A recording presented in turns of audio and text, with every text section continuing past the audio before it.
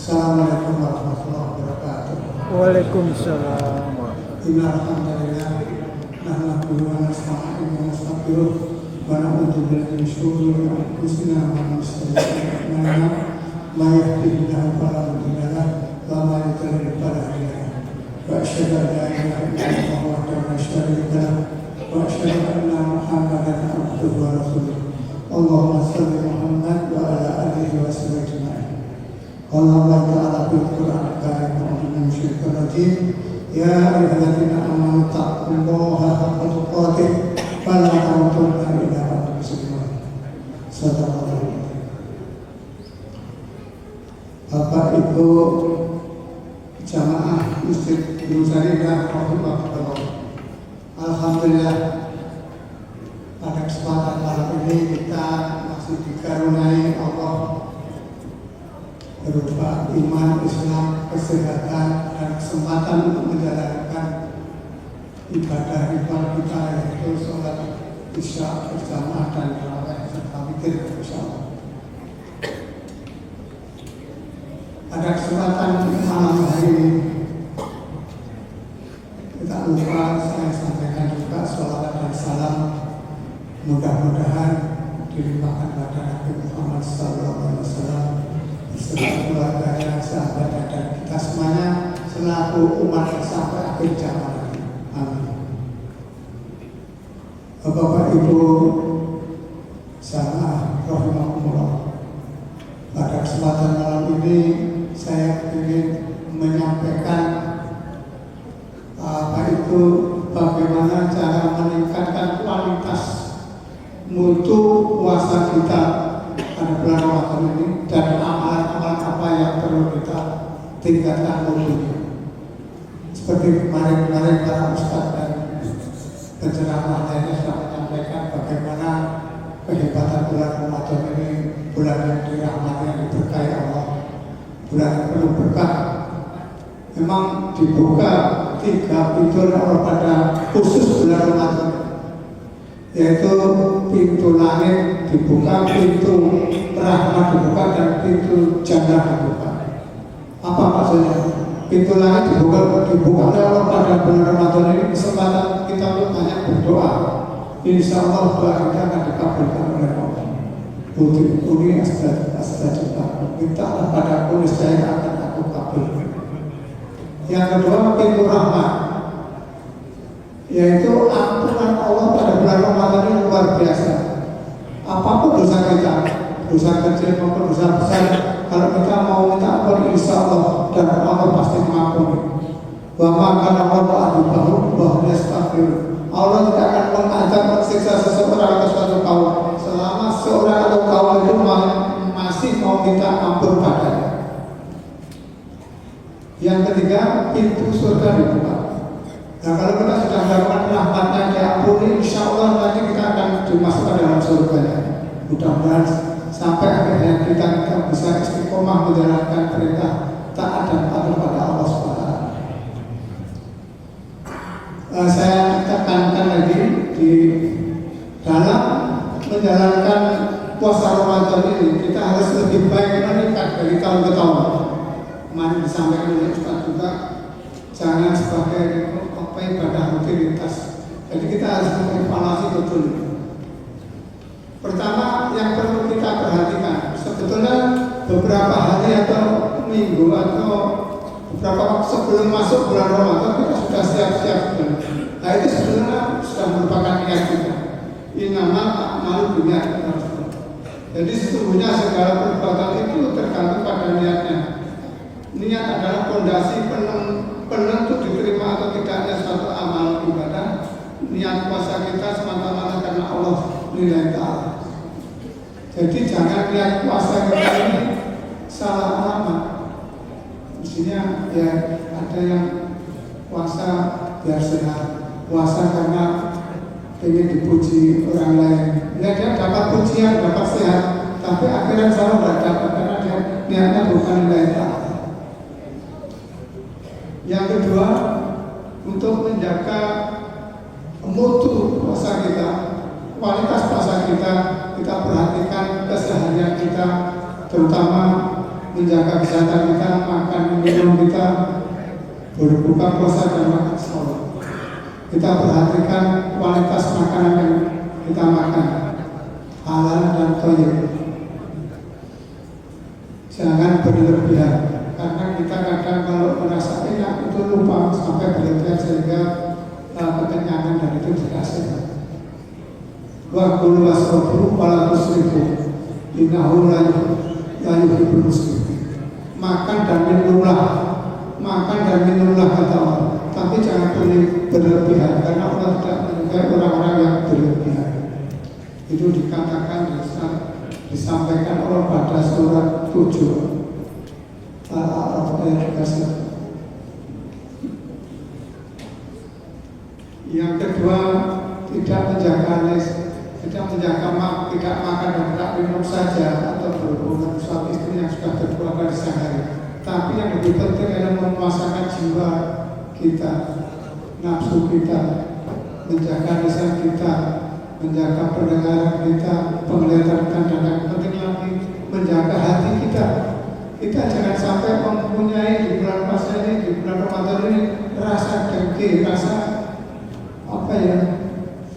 hasut, penyakit hati itu, dendam dan lain sebagainya, sehingga merusak nilai puasa kita. Justru kalau kita itu, apalagi yang dikatakan hibah, itu suka membicarakan orang lain, bukan saja tidak mendapatkan pahala puasa, tapi malah rugi dan menjadi orang muflis, yaitu orang yang bangkrut dalam kehidupannya di akhirat nanti. Dia membawa pahala puasa, pahala sholat, pahala zakat, apa saja ibadah yang dia laksanakan ini akan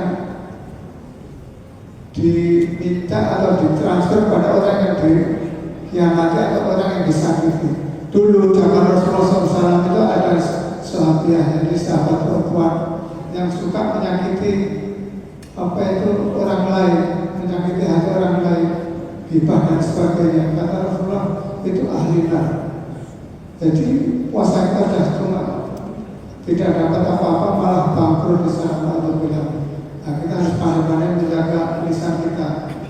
Jadi tidak usah hindarilah, jauhilah perbuatan yang sia-sia. Jadi salah satu ciri orang yang mewarisi surga Firdaus nanti adalah waladinahum anilakimur itu, yaitu orang menjauhkan atau meninggalkan perbuatan yang sia-sia. Salah satunya yang bicara tidak ada manfaatnya, malah sebaliknya merugikan orang lain, itu ya rugi nanti. Yang selanjutnya, kita memperbanyak amalan di bulan Ramadan ini. Banyak seperti menyampaikan juga, karena ini bulan yang istimewa, bulan turunnya Al-Quran, maka banyaklah membaca Al-Quran, tilawah Al-Quran. Sebetulnya kalau kita bisa istiqomah kontinu, ini contohnya saya bukan dia, tapi ini saya sampaikan mungkin bisa ditiru atau dicontoh kalau baik. Jadi saya itu setiap setengah jam membaca Quran tartil secara pelan sesuai kaidah tadi. Itu bisa 5 lembar. 5 lembar itu sama dengan setengah juz. Kalau 1 juz itu 10 lembar atau 20 halaman.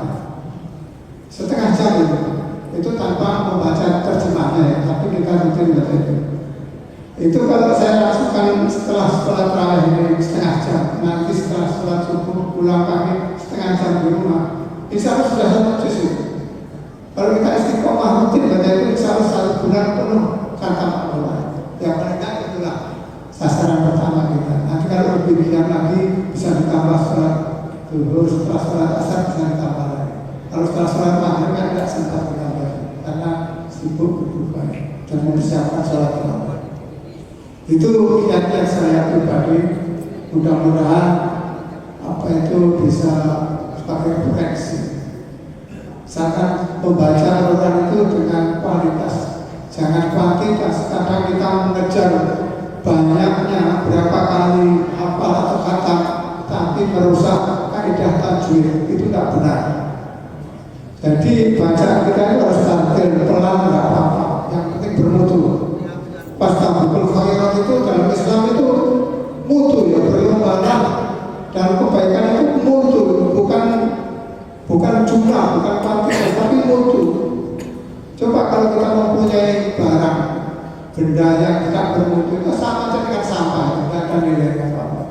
Itulah Islam. Itu orang beribadah Islam itu mesti orang yang cerdas, bisa waktu sedikit tapi efektif, pahalanya besar. Nah, itu yang disukai Nabi. Mudah-mudahan kita bisa melaksanakan ini secara istiqomah. Yang selanjutnya, setelah kita banyak membaca Al-Quran dengan tartil, dengan kalau bisa tadabbur, memahami ayat demi ayat, kalau tidak semuanya biar nyangkul apa yang kita baca tadi, itu lebih baik. Yang selanjutnya, banyaklah menjalankan sholat wajib maupun sunnah. Sudah banyak disampaikan, memperbanyak sholat sunnah, di antaranya sholat tarawih malam ini, sholat rawatib yang 12 rakaat dilaksanakan, insya Allah akan kawan-kawan di surga. Kalau sholat tarawih ini memang oleh Rasulullah dicontohkan pada amal malam setelah sholat isya. Rasulullah 3 kali pergi ke masjid untuk melaksanakan sholat tarawih bersama sahabat. Kenapa kok pada awal malam? Karena biar bisa diikuti semua manusia. Kalau malam kadang agak susah. Nah, inilah kesempatan, maka jangan kita sia-siakan. Ini peluang yang sangat besar, bulan Ramadan penuh berkah. Makanya nanti kalau manusia kita semuanya ini tahu balasannya apa yang kita kerjakan amal baik bulan Ramadan ini, kita akan menyesal. Di surat Al-Qiyamah disebutkan ayat 2, demi jiwa yang penuh penyesalan. Kenapa menyesal? Yang pertama, yaitu tidak melaksanakan perintah Allah, terang jelas menyesal, seperti orang kafir. Yang kedua, kita sudah melaksanakan amal soleh tapi kok merasa sedikit. Wah, kalau tahu balasannya kayak begini, semuanya dilupakan untuk ibadah. Itu misalnya di situ. Tafsirnya begitu, surat ayat 2.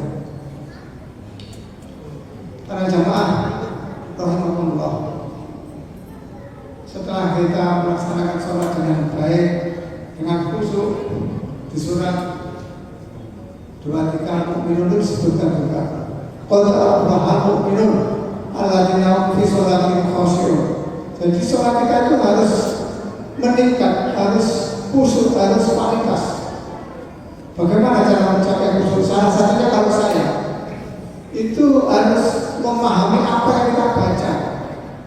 Katakanlah kalau surat Al-Fatihah itu wajib dalam sholat, tanpa baca Al-Fatihah tidak sah. Kita dalam Al-Fatihah itu selalu benar bacaannya, apa itu tumakninah gerakan kita dan mengerti maknanya.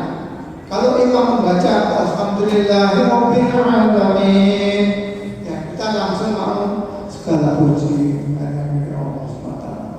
Itu.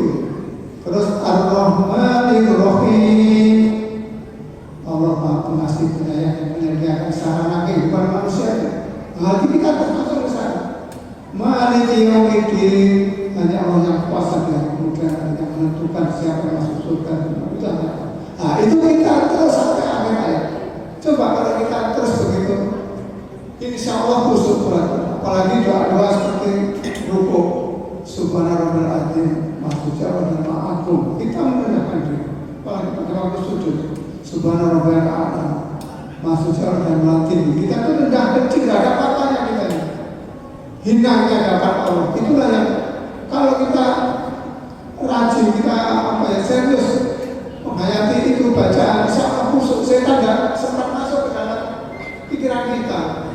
Kalau toh, ya namanya manusia agak susah juga, ada bisikan-bisikan seperti kita melamun atau apa, ya kembali lagi ke masalah itu. Harus kita benahi, harus kita kembali konsentrasi ke bacaan. Itu kiat-kiat untuk melaksanakan sholat. Harus meningkat, jangan sama saja. Sebelum puasa sholatnya ya begitu saja, pokoknya ya sholat jangan. Ya, kita harus betul-betul menghayat gitu ya. Kalau sholat kita cepat juga tidak bagus. Ya istilahnya harus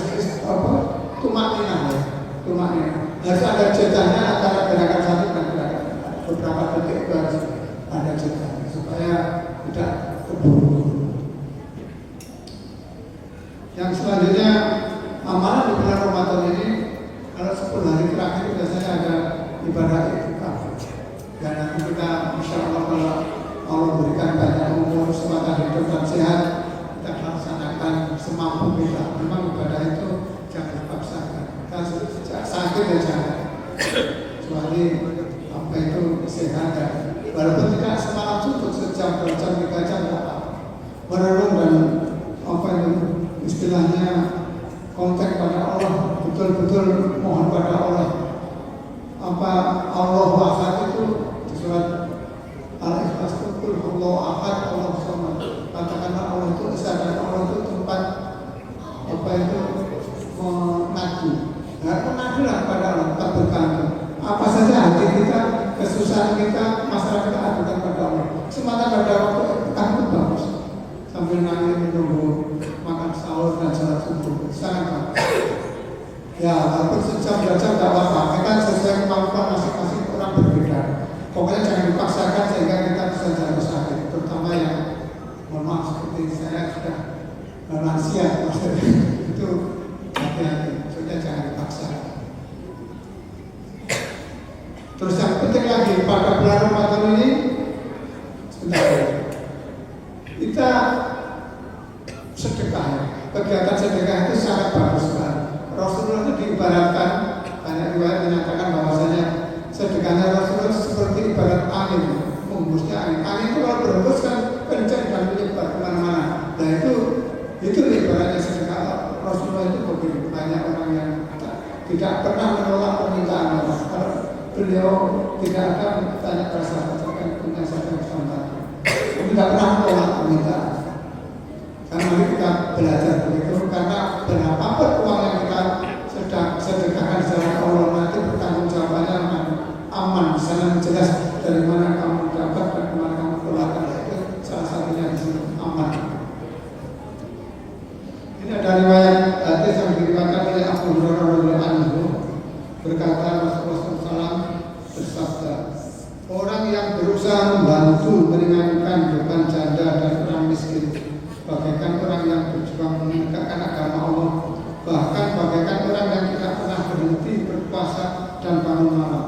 Hadis riwayat Bukhari Muslim muttafaq alaih. Nah ini sangat bagus sekali, terutama pada bulan Ramadan ini. Mari kita giatkan bersedekah, berapapun nilainya, tidak usah perhitungkan ya, semampu kita, seikhlas kita, yang rutin bisa dipanti Rasulullah, bisa tetangga kita. Kata Rasulullah, tidak dikatakan orang beriman apabila dia perutnya kenyang dan tetangganya kelaparan. Nah, itu bahaya. Makanya kita harus peduli pada itu.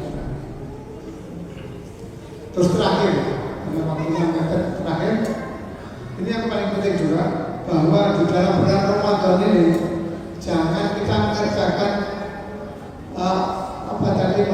meninggalkan yang tidak berguna. Jadi kita jangan mengerjakan maksiat, jangan membuat dosa kecil maupun besar. Hati-hati terhadap orang yang suka, mohon maaf, semua kita kan punya HP. Kadang di HP itu banyak hal yang bisa menimbulkan dosa kecil. Kalau terus-menerus bisa berdosa besar juga. Maka dari itu sebaliknya, kalau tidak perlu kita tinggalkan, tidak usah melihat HP, tapi berbanyaklah amal soleh di bulan Ramadan ini. Kalau ada saudara kita, teman kita putus hubungan dengan kita, sambunglah silaturahmi, mintalah maaf padanya apabila kita mempunyai kesalahan pada mereka. Dan di bulan Ramadan ini Allah itu maha pemaaf, maha pengampun apapun dosa kita. Demikian yang bisa saya sampaikan malam ini. Mudah-mudahan ada manfaatnya. Kalau ada kekurangan, ada alasan itu saya sendiri, karena itu memang benar dari Allah. Ya, assalamualaikum warahmatullahi wabarakatuh. Waalaikumsalam.